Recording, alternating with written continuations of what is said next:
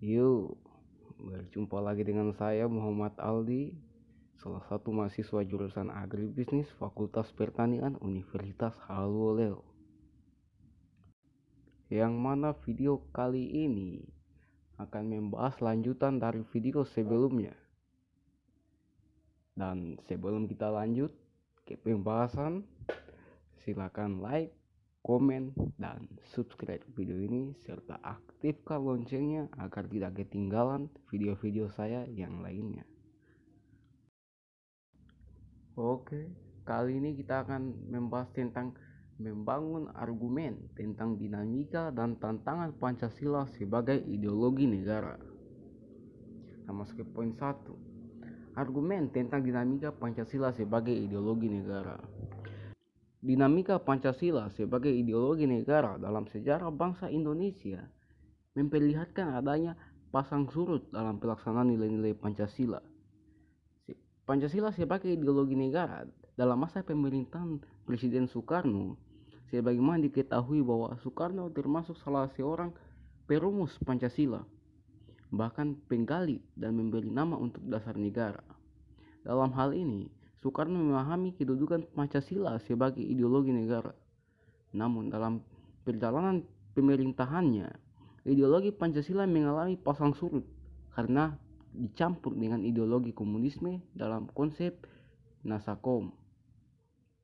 Pancasila sebagai ideologi dalam masa pemerintahan Presiden Soeharto juga diletakkan pada kedudukan yang sangat melalui TAP MPR nomor 2 tahun 1978 tentang pemasyarakatan P4.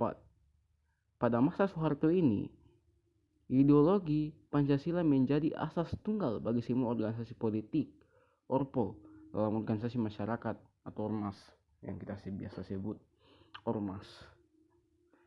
Pada masa era reformasi, Pancasila sebagai ideologi negara mengalami pasang surut dengan ditandai beberapa hal, seperti enggannya para penyelenggara negara mewawancara tentang Pancasila, bahkan berujung pada hilangnya Pancasila dari kurikulum nasional, meskipun pada akhirnya timbul kesadaran penyelenggaraan negara tentang pentingnya pendidikan Pancasila di perguruan tinggi.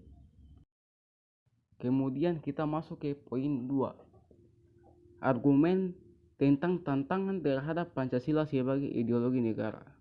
Pada bagian ini akan ditemukan berbagai tantangan terhadap Pancasila sebagai ideologi negara. Unsur-unsur yang mempengaruhi tantangan terhadap Pancasila sebagai ideologi negara meliputi faktor eksternal dan internal.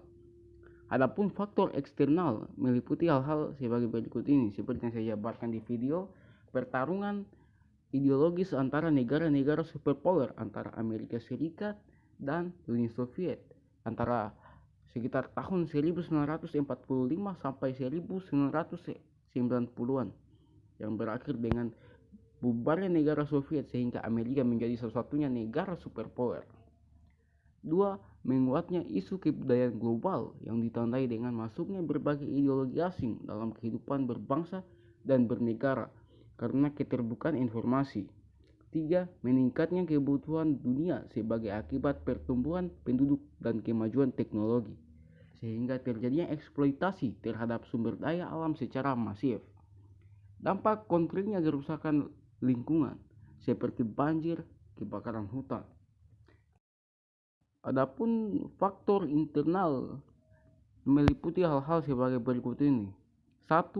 Pergantian rezim yang berkuasa melahirkan kebijakan politik yang berorientasi pada kepentingan kelompok atau partai, sehingga ideologi Pancasila sering terabaikan. 2. Penyalahgunaan kekuasaan atau korupsi mengakibatkan rendahnya kepercayaan masyarakat terhadap rezim yang berkuasa, sehingga kepercayaan terhadap ideologi menurun drastis. Baik, mungkin cukup sekian untuk video kali ini. Terima kasih sudah menonton sampai akhir, dan mohon maaf yang sebesar-besarnya jika ada kesalahan dan kekurangan yang menyinggung hati para pemirsa. See you next time.